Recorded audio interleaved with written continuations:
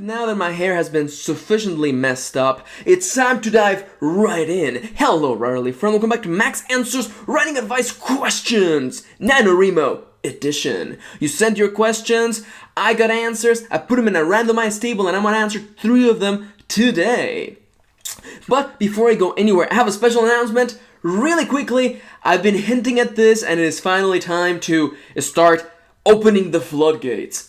I've been taking regular writing questions, and now that NaNoWriMo is almost over, November is almost done with, National Normal Writing Month is almost complete, and people have been asking me if I was going to be doing a video on revision. And I am going to be doing a video on that a little bit later. But before that, I actually want to start the month of December with something a little bit special. I'm going to be doing a revision/editing answer-a-thon. That's right, I'm going to be answering exclusively revision and revising questions. So if you have any of them, leave them in the comments down below. I'm going to make a new list for those, and I'm going to answer all of them, or as many as I can within like 1 hour. Another awesome big answer-a-thon like the previous one. That one was really popular, people really enjoyed it, so I want to be doing more stuff like that in the future. So again, just to clarify, I'm going to be doing a special revision/editing answer-a-thon. Sending your questions in the comments down below. You're gonna have about a week or so to send your questions, so you should probably not hesitate and not wait. But anyhow, with all that out of the way, allow me to start this video by giving you the formal disclaimer and reminding you, as always, the following is merely just my advice, my opinion, and what works for me. Don't take it as gospel, instead take it as the ramblings of a silly person who looks a little bit, or rather precisely, like this. And I just realized that I left my water bottle outside, but I'm already recording. There's no way I'm getting off my chair, so let's dive right in. The first question goes a little bit like this. Do you have any tips for getting back into writing? Back in high school, I used to write all the time, but now I have a hard time getting back into it. I feel like I need structure, but I don't know what to do. Please help! Exclamation mark. No. Thank you for the water bottle. Perfect. Alright, well, with that really silly thing out of the way, don't mind that disembodied hand. It is nobody you know. It is actually somebody you know. Anyhow, let's dive right in. Going to college, and particularly working for a big company at an office, was actually mildly enjoyable. Not because I was working a lot or because they were paying me a lot, which is not true. The structure was really comfortable, and I'm a person who excels within structure. If you give me a structure, a schedule, I will like adapt myself to that and work more effectively. That's why now, as a kind of like self-employed independent author, I've given myself a schedule that kind of allows me to excel. That's why I totally get this question. I understand why structure would mean so much to you.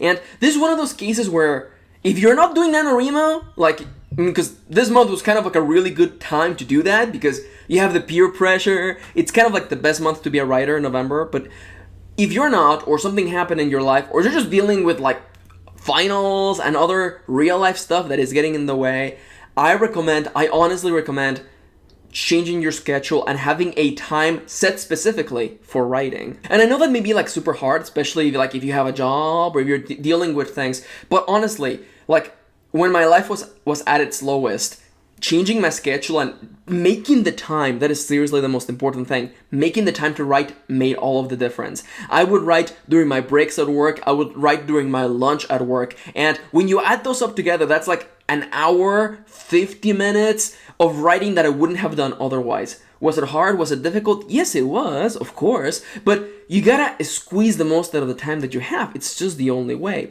I've said this in the past, and I'm gonna say it again. The only way to finish books is to actually write books. The only way to make this dream a reality, this passion that you have for stories, to turn it into a tangible way to live your life, is to finish books. And someone out there is like, duh, that's super straightforward, Max. I know, but people forget about stuff like that. And I recommend to you, and I love your question because you know what you need. You need structure. Give yourself structure. Find writing groups and people who can give you that sense of peer pressure.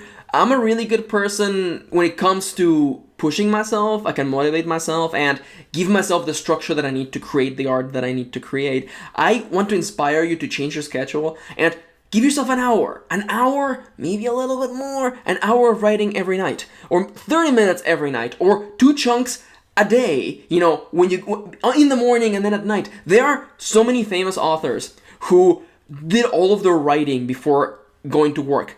Like people who would get up early in the mornings just to get an hour of writing before the kids wake up and then go on with their entire day. Change your schedule. This jump, the jump from going to not writing to into writing with a pace, like that jump is the hardest part. Once you develop that habit to write, it becomes so much easier because you can write whenever you want, and you can write with the certainty that you'll keep pushing forward and you're not gonna burn out. That's why I keep telling people that NaNoWriMo is not about the words. It's about making the habit. Once you have the habit to write, nothing, and I do mean nothing, is impossible. As for the next question, it goes a little bit like this. Hi, I am new to writing stories and getting the mindset that I need to focus on this one story. I end up feeling bad about exploring new ideas. How do I get over myself? Please help, Max. Capital T _ capital T. I know that means a sad face. I'm just being silly. All right, timer, start. I may be not the best person to answer this question. Why? Because I am honestly of the belief that you should probably focus on one story at a time. Take it from someone who's been doing this for a long while, and someone I'm level-headed enough. There are writers out there who won't accept this and won't admit it, but when I was getting started, I would start writing new ideas because I didn't want to write the old ones. Or I would start writing new ideas because I got bored, or just because I didn't want to do X or Y. Finding a new story, there are always gonna be more shiny, new, pretty stories out there.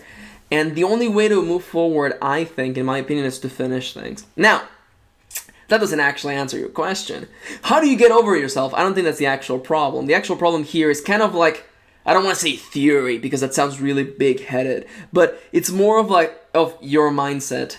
Now, I personally think that living with guilt is kind of like really problematic for writing, because if you're in the act of writing and you keep making yourself feel bad because you're not doing X or Y instead, like, oh, I want to write this story, but I should be doing something else instead, you're not gonna move anywhere. The guilt is gonna get in the way of your craft, and next thing you know, months pass, years pass, and you haven't finished anything. The best way to do that is to focus on what you actually want to do. Okay.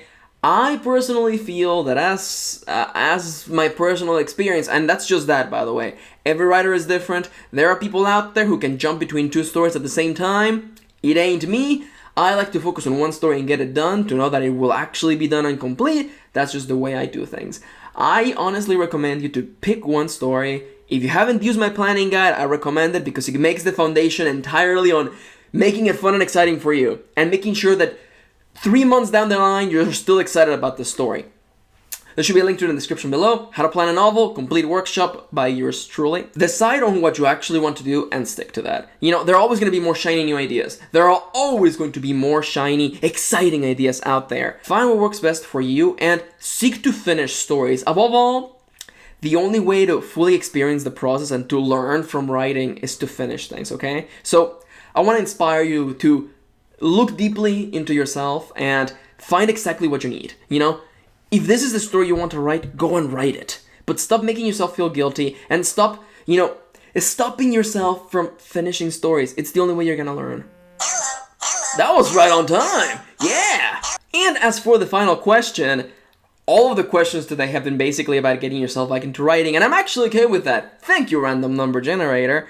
This final question goes a little bit like this. How do you make yourself keep writing even if you're losing faith into your certain piece or work and your ability to write it correctly? The idea of writing something correctly from the start is a little bit problematic for me because it kind of overlooks the fact that you're writing the first draft. You're writing something that is not ultimate. A lot of young writers, a lot of people who are getting started with writing become frozen and terrified at the idea that what they're writing may not be good and it will stay not good forever and ever and ever and ever. And the people who you look up to will notice that this was at one point not very good.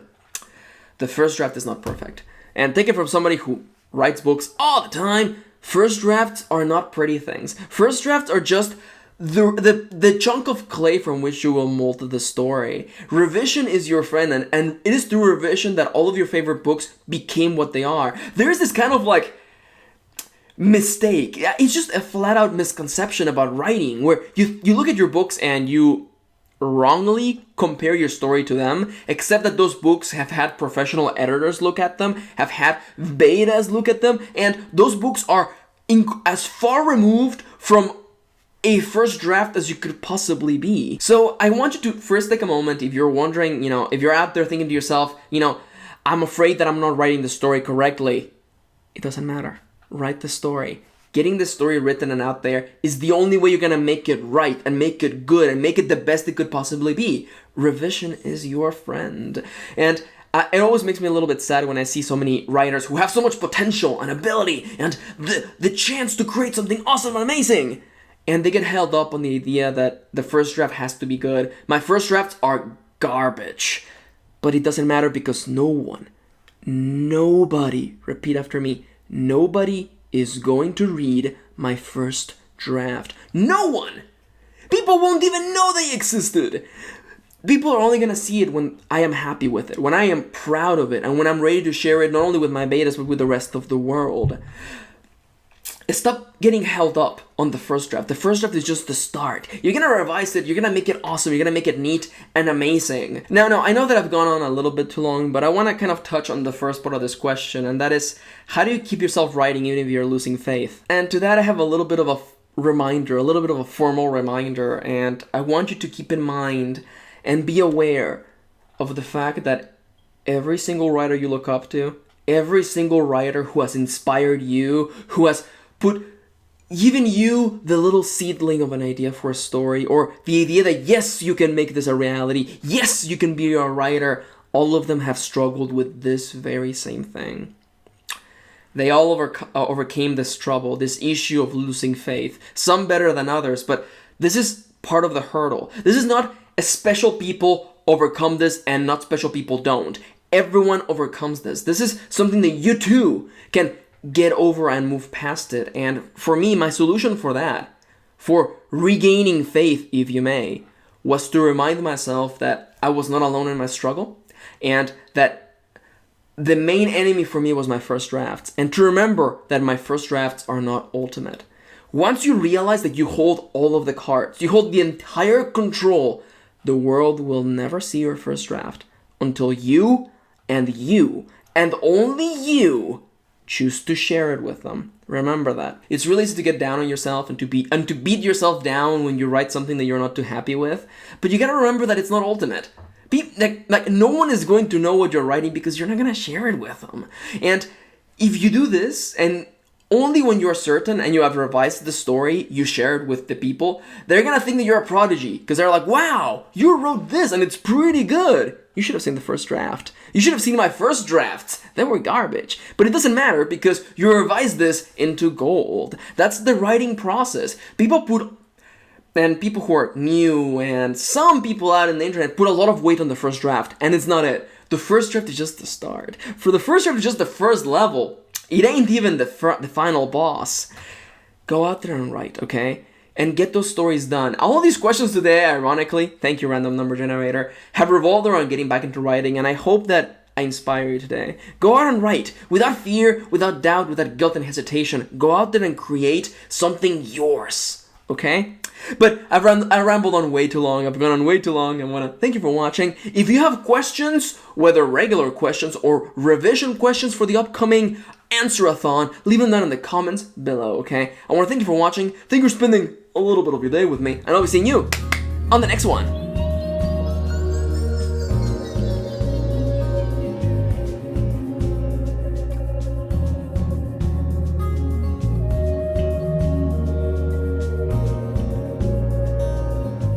There was a stutter. Is my computer still recording? Did it fail? Is it all dying? Am I gonna lose this entire video? I sure hope not. It was pretty good.